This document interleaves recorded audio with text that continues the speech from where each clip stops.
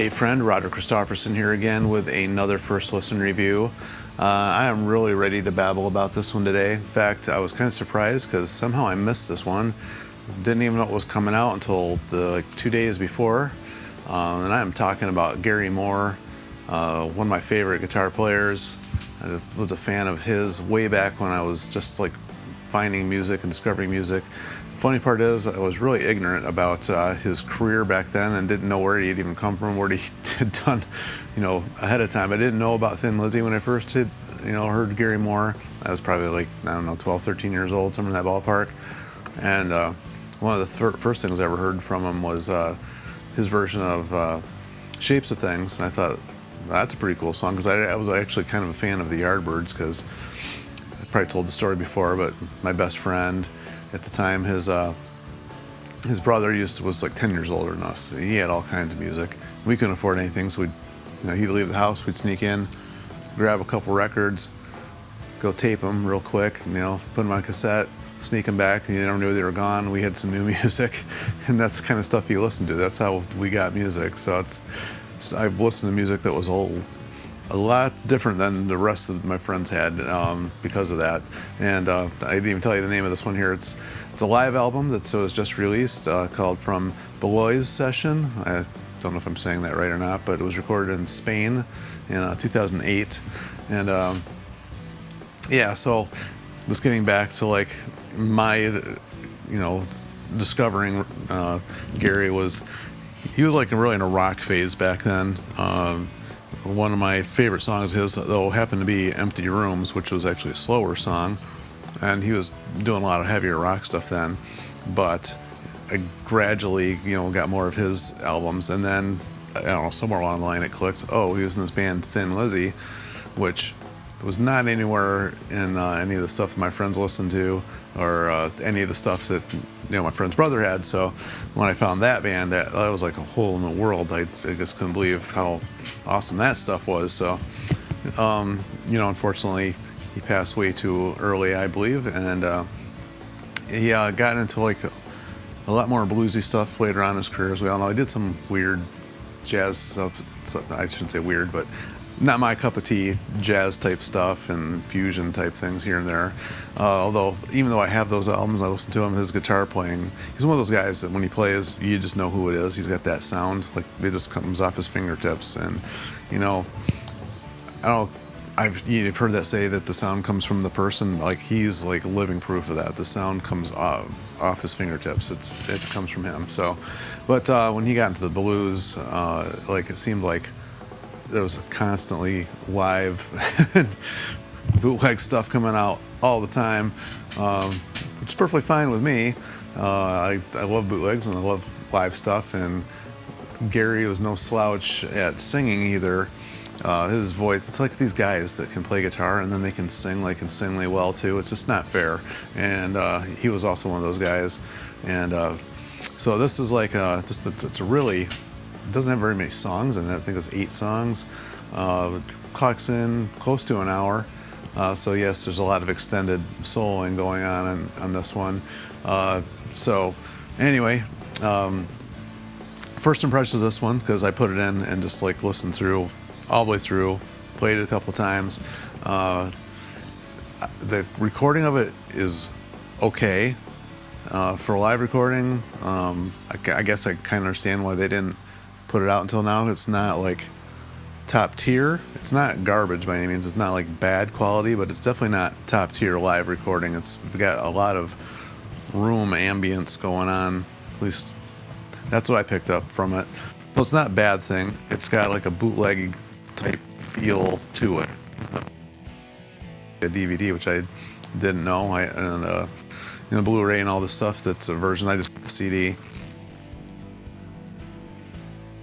So the sound quality was a little bit lower quality than I would have expected. So maybe that's why it hasn't been released until now.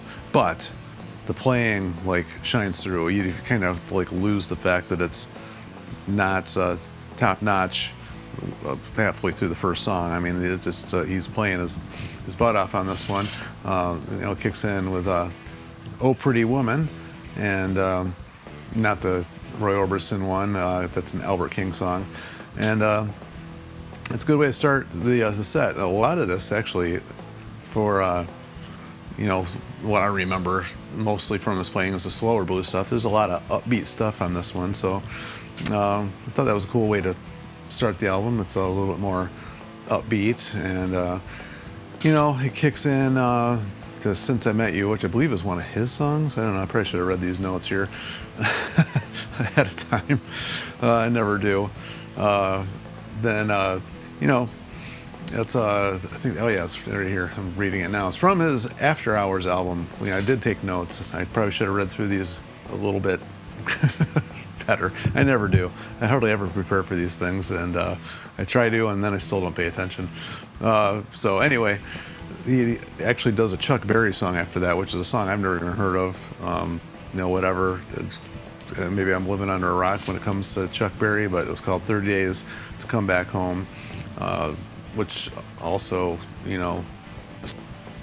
tore that one up. And his singing was like perfect. I don't know what it is, how they can play that well live and they can sing that well live. Studio is one thing, but this type of thing here proves how great, some of these guys were. And he's like, Gary Moore's like top notch. He's like definitely top 10 guitar players on my list. And I can't pick. I just make a top 10. I can't pick like a number 1 and a number 10. I just have like 10. I'll say like favorites, and he's in there. I hate ranking stuff anyway, but he's definitely been a huge influence on stuff I listen to and what I look for and what I like. So this was kind of awesome listening to this, quite honestly. I don't know if I should probably run through every single song here, but some of the highlights, from that point on for me was Don't Believe a Word. Just, threw a little Thin Lizzy in there. It's actually, one of my favorite Lizzy songs. If I had to pick like a top 10 Thin Lizzy set list, that would definitely be in that top 10 as well. One of my favorite songs, and he sings those songs well. It's weird how him and Phil are like completely different vocal styles, but they sing that song very well, and I just really enjoyed that as well. But my favorite, I think, on this whole entire thing was Still Got the Blues. It's probably one of his most famous songs that he ever did on his own, especially from his blues era, which was what he did for when he started doing the blues, which was like, what was that, 90, 91, somewhere in that ballpark. From that point on, that's pretty much all he did. Occasional, little side thing here and there, but pretty much all his solo stuff and all his, live shows and stuff like that was pretty much blues. And that was just like the song from that era for me anyway. It's my favorite one, and it was great hearing him do that one. And then the last two, Walking by Myself, Blues Is Alright, also great, and you get to hear the crowd sing along a little bit actually there at the end of the one, and that's pretty much it. And talk about tearing up the guitar. Like several of these are extended versions, and this band in this one, I believe, is just a 3-piece band he's got going on. Top notch. You didn't miss a beat. There's like no editing. There's no nothing. It's just fun. I love listening to this type of stuff, and highly recommend this to any Gary Moore fan. Even if you're just a casual fan, I think you'd actually really like this one. It was really played well. Songs that I don't remember hearing too frequently from him, but I don't have all the bootlegs, so he may have done some of these a lot, and I just don't have that much stuff. I pretty much concentrated on mainly on solo stuff. I do have a few bootlegs here and there, but there's so much. It's like always fun finding something. It's kind of like every time you look for a Gary Moore bootleg, you can find one, and you're always finding something new. Even though this is not considered a bootleg, it has a little bit of a bootleg feel to it. So anyway, I think I babbled enough, and I will, end this one now. But as always, I ask, feel free to share your comments, thoughts, what you think of Gary Moore. If you've heard this, what do you think of it? Am I, off base? Am I right on? Whatever you think, it doesn't matter. And like, share, and subscribe to keep this music alive, because even though Gary's not with us anymore, his music lives on, and this is actually one great Moore addition to my collection, and hopefully yours too. until they find something else to, you know, give us, and I'll be waiting in line to buy that one too. So until then, we'll see you.